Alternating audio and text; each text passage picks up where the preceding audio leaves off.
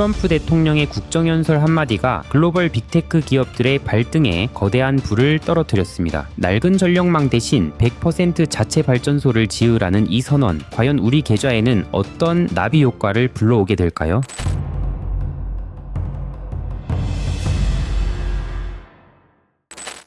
여러분, 엔비디아의 4분기 실적 보셨습니까? 무려 98조 원이라는 역대 최고 매출을 또 한 번 갈아치웠습니다. 이 중 대부분인 약 90조가 바로 데이터 센터 부문에서 쏟아졌죠. 젠슨왕 CEO는 컴퓨팅 수요가 기하급수적으로 증가하고 있고 에이전트형 AI에 전환점이 도래했다고 선언했습니다. AI 시대는 꺾이기는커녕 오히려 기하급수적으로 팽창하고 있습니다. 그런데 정작 이 거대한 AI를 돌리기 위해 가장 필수적인 전기가 부족해 미칠 지경입니다. 최첨단 칩으로 꽉꽉 채워진 AI 데이터 센터는 그야말로 전기를 먹는 거대한 하마거든요. 현재 미국 상황이 심상치 않습니다. 이틀 전 트럼프 대통령이 의회 국정연설에서 아주 뼈있는 말을 던졌죠. 우리 전력망은 너무 노후화됐다. AI 데이터 센터의 전력량을 국가가 감당할 수 없다. 그러니까 주요 기술 기업들은 자기들이 쓸 전기를 공장 부지 안에 자체 발전소를 지어서 직접 생산해라. 이게 이른바 전기요금 납부자 보호서약입니다. AI 기업들이 전기를 너무 많이 끌어다 써서 일반 국민들의 전기요금이 부당하게 오르는 걸 막겠다는 겁니다. 자, 이게 왜 엄청난 나비 효과를 가져올까요? 거대한 데이터 센터를 지었는데 국가 전력망에 송전선을 연결해서 전기를 끌어오려면 시간이 얼마나 걸릴까요? 놀라지 마십시오. 현재 미국 내 주요 거점에서 변전소를 연결하고 인프라를 구축하는데 통상 4년에서 길게는 12년까지도 걸립니다. 수십조 원을 들여서 당장 내일이라도 AI를 돌려야 하는 빅테크 기업들에게 평균 7년이라는 대기 시간은 그야말로 비즈니스를 포기하라는 사형 선고나 다름없습니다. 그래서 시장은 이미 거대한 지각 변동을 시작했습니다. 데이터 센터 바로 옆에 자체 발전소를 짓겠다는 이른바 온사이트 자가발전 채택 의사 비중이 2024년 4월 13%에서 불과 1년 만에 38%로 껑충 뛰었습니다. 더 충격적인 건 국가 전력망을 아예 쓰지 않고 100% 온사이트 자가발전을 하겠다는 비중이 1%에서 무려 27%로 폭발적으로 늘어났다는 겁니다. 이제 국가 전력망을 하염없이 기다리는 시대는 끝났습니다. 바야흐로 자체 발전의 시대가 열린 겁니다. 그렇다면 여기서 아주 중요한 질문이 하나 생깁니다. 정부 전력망을 기다리다 지친 빅테크 기업들은 도대체 데이터 센터 옆에 어떤 발전소를 지으려는 걸까요? AI 데이터 센터는 24시간 내내 1년 365일 단 1초도 쉬지 않고 100% 풀가동되어야 합니다. 날씨에 따라 전기가 끊기는 재생에너지로는 이 거대한 하마를 안정적으로 먹여 살릴 수 없습니다. 그래서 현재 미국에서 자체 발전소를 짓는 프로젝트들을 들여다보면 아주 체계적인 하이브리드 구성을 띠고 있습니다. 크게 두 가지 역할로 나뉩니다. 첫째는 24시간 내내 지치지 않고 묵직하게 대규모 전력을 깔아주는 기본 전원입니다. 둘째는 AI 연산이 갑자기 폭발할 때 순간적으로 튀어오르는 전력 수요를 막아주는 보조 전원입니다. 여기서 우리가 주목해야 할 것은 가장 덩치가 크고 중요한 기본 전원입니다. 통계를 보면 이 기본 전원 시장은 대형 가스터빈이 55%, 연료전지가 38%를 차지하며 시장을 양분하고 있습니다. 둘 다 데이터 센터를 24시간 든든하게 받쳐주는 맏형 역할을 하는 겁니다. 그런데 여기서 아주 중요한 투자 포인트가 나옵니다. 55%를 차지하는 기존의 강력한 대형 가스터빈을 놔두고 왜 빅테크 기업들은 38%나 되는 비중을 연료전지, 그 중에서도 고체 산화물 연료전지로 채우려 안달이 난 걸까요? 가장 결정적인 이유는 바로 시간입니다. 지금 전 세계적으로 AI 발전소를 짓겠다고 난리가 나면서 대형 가스터빈은 심각한 공급 부족 상태입니다. 주문을 해도 언제 받을지 기약이 없습니다. 전력망 7년 기다리는 게 싫어서 자체 발전소를 짓는데 가스터빈 오기를 또 하염없이 기다릴 순 없죠. 이때 대안으로 부각된 것이 바로 SOFC입니다. SOFC는 생산과 설치가 엄청나게 빠릅니다. 소규모는 50일에서 90일, 아무리 큰 규모의 발전 시설이라도 1년 이내에 완공해서 전기를 뿜어낼 수 있습니다. 시간을 돈으로 사는 빅테크들에게 이 빠른 리드타임은 가스터빈의 공급 부족을 해결해줄 유일한 생명줄인 겁니다. 그렇다면 SOFC는 단점 없이 완벽하기만 할까요? 아닙니다. 여기서 팩트를 정확히 짚고 넘어가야 합니다. AI 데이터 센터는 전력 소모량이 수밀리초 단위로 미친 듯이 널뛰기를 합니다. 이걸 부하 추종이라고 하는데 사실 SOFC 자체는 반응 속도가 그렇게 빠른 기계가 아닙니다. 하지만 SOFC는 기가 막힌 방법으로 이 단점을 극복합니다. 거대한 발전기 한 대를 통째로 짓는 게 아니라 작은 컨테이너 박스만한 소용량 모듈 여러 개를 레고 블록 오버클럭처럼 이어붙여서 짓습니다. 전력 수요가 변할 때마다 이 수많은 모듈을 켜고 끄면서 전체적인 전력량을 유연하게 조절할 수 있는 겁니다. 전체 전력 100%가 필요 없을 때도 효율이 아주 높게 유지된다는 장점이 있습니다. 여기에 빅테크들이 열광하는 치명적인 매력이 하나 더 있습니다. 바로 직류 전기입니다. 엔비디아의 AI 칩은 직류 전기를 먹는데 일반 발전소는 교류 전기를 보냅니다. 이걸 변환하느라 전기가 엄청나게 낭비되죠. 하지만 SOFC는 생산 단계부터 AI가 가장 좋아하는 800V의 강력한 직류 전기를 다이렉트로 쏴줍니다. 안 쓸 이유가 없는 겁니다. 이 완벽한 SOFC 시스템으로 글로벌 시장을 싹쓸이하고 있는 곳이 바로 미국의 블룸에너지입니다. 상업용 수주 잔고가 1년 만에 무려 135%나 폭증했죠. 블룸에너지가 글로벌 시장을 장악하고 있으니 가장 먼저 이 거인에게 핵심 부품을 대는 훌륭한 한국의 소재 부품 기업들이 떠오르실 겁니다. 대표적으로 두 곳이 있습니다. 바로 비나텍과 아모센스입니다. 도대체 이 기업들이 블룸에너지 안에서 어떤 결정적인 역할을 하는지 아주 쉽게 설명해 드리겠습니다. 먼저 비나텍입니다. 앞서 제가 AI 데이터 센터의 전력이 수밀리초 단위로 미친 듯이 널뛰게 할 때 이 엄청난 스파이크를 막아줄 보조전원이 반드시 필요하다고 말씀드렸죠. 비나텍은 바로 이 찰나의 순간에 전력을 미친 듯이 빨리 뿜어내고 다시 충전하는 초고속 배터리 같은 녀석, 즉 슈퍼커패시터를 블룸에너지에 독점 공급하고 있습니다. 전력 스파이크를 막아주는 최전선에 서 있는 셈이죠. 이 독점적인 지위 덕분에 비나텍은 2026년 예상 영업이익이 168.5억 원, 영업이익률 약 11.9%를 기록할 것으로 예상됩니다. 그 다음은 아모센스입니다. 이 기업은 블룸에너지 연료전지의 가장 밑바탕이 되는 핵심 부품, 바로 세라믹 기판을 공급합니다. 튼튼한 도화지가 있어야 그 위에 그림을 그리듯 이 특수한 세라믹 기판이 있어야 그 위에서 전기를 만드는 코팅과 화학 반응이 일어날 수 있습니다. 블룸에너지가 2026년까지 2기가와트 규모로 공장을 공격적으로 늘릴 때 아모센스는 이 세라믹 기판 하나만으로 약 250억 원의 짭짤한 매출을 올릴 것으로 기대되는 알짜 기업입니다. 하지만 여러분, 여기서 투자의 관점을 조금 더 날카롭게 벼려보겠습니다. 남들이 생산량에 비례해 정직하게 적당히 오를 부품주에 만족할 때 우리는 이 막대한 설비 투자 사이클 초입에서 마진을 통째로 집어삼키는 독점 장비 기업을 떠올려야 합니다. 바로 코세스입니다. 코세스는 앞서 말씀드린 부품 하나를 떼다 파는 회사가 아닙니다. 블룸에너지의 심장인 SOFC 전극셀을 코팅하고 제조하는 자동화 장비 라인 전체를 턴키 방식으로 납품하는 독점 파트너입니다. 자, 그렇다면 여기서 가장 근본적인 질문 하나를 던져보겠습니다. 도대체 코세스라는 회사가 뭐 하는 곳이길래 미국의 거대한 1등 기업인 블룸에너지가 그 중요한 SOFC 장비를 통째로 맡긴 걸까요? 여러분, 코세스는 갑자기 하늘에서 뚝 떨어진 벼락부자 기업이 아닙니다. 무려 1994년에 설립되어 30년 넘는 세월 동안 초정밀 제어와 레이저 응용 기술 하나만 미친 듯이 파고든 장인 같은 기업입니다. 쉽게 말해 눈에 보이지도 않는 아주 미세한 부품을 레이저로 정교하게 자르고 그걸 한치의 오차도 없이 원하는 위치에 딱딱 가져다 붙이는 자동화 기계를 만드는 데 있어서는 대한민국 최고 수준입니다. 이 엄청난 기술력 덕분에 삼성전자와 SK하이닉스 같은 콧대 높은 글로벌 반도체 기업들이 수십 년간 코세스의 장비를 써왔습니다. 그뿐만이 아닙니다. 반도체를 넘어 디스플레이로, 그 다음엔 2차 전지 배터리 공정으로 자신들의 뾰족한 기술력을 계속해서 확장해 왔습니다. 그리고 마침내 이 30년의 내공이 에너지 인프라라는 거대한 시장에서 빛을 발하게 된 겁니다. 블룸에너지의 SOFC 연료전지를 만들려면 그 핵심인 전극셀 표면에 특수한 물질을 아주 얇고 균일하게 발라주는 코팅 공정이 필수적입니다. 이 코팅이 조금이라도 어긋나면 전력 효율이 뚝 떨어지죠. 코세스는 반도체와 배터리에서 갈고 닦은 그 무서운 초정밀 제어 기술을 이 SOFC 전극셀 코팅 자동화 장비에 그대로 이식해낸 겁니다. 블룸에너지가 왜 다른 글로벌 장비사들을 다 제치고 코세스의 손을 잡았는지 이제 완벽히 이해가 되시죠? 단순한 하청업체가 아니라 압도적인 기술력을 가진 파트너인 겁니다. 자, 이 묵직한 팩트 체크가 끝났다면 이제 우리가 해야 할 일은 명확합니다. 지금 당장 여러분의 스마트폰 메모장을 켜시고 다음 세 가지를 적으십시오. 첫째, 코세스 재평가하기입니다. 2026년 코세스의 예상 주가 수익 비율을 확인하십시오. 현재 약 8에서 9배 수준입니다. 올해 400억 원이 넘는 영업이익을 낼 글로벌 에너지 독점 장비주의 가격표라고는 믿기지 않는 수준입니다. 이 괴리를 두 눈으로 확인하십시오. 둘째, 블룸에너지 주가 수주 공시 체크하기입니다. 매일 아침 미국 주식시장을 확인할 때 엔비디아, 테슬라만 보지 마시고 블룸에너지의 동향을 체크하십시오. 블룸에너지의 수주가 터지는 날이 곧 국내 관련주들의 연료가 되는 날입니다. 셋째, 후공정 확장 뉴스 대기하기입니다. 지금 코세스는 SOFC의 전공정만 정도만 독점 수준으로 제공하고 있습니다. 하지만 향후 블룸에너지의 후공정 장비 수주까지 영역을 확장할 것이란 전망이 파다합니다. 이 소식이 들린다면 코세스는 한 차례 더 성장하게 될 겁니다. 오늘 이 영상을 보신 것만으로도 여러분은 이미 상위 1%의 통찰력을 가지신 겁니다. 본질을 이해했다면 댓글에 하트 하나만 남겨주세요. 우리가 같은 방향을 보고 있다는 신호로 말이죠. 다음에도 리포트와 뉴스 수천 페이지 분석해서 딱 핵심만 공유 드릴 테니까 구독, 좋아요, 알림 설정 해놓으셔요. 시청해주셔서 감사합니다.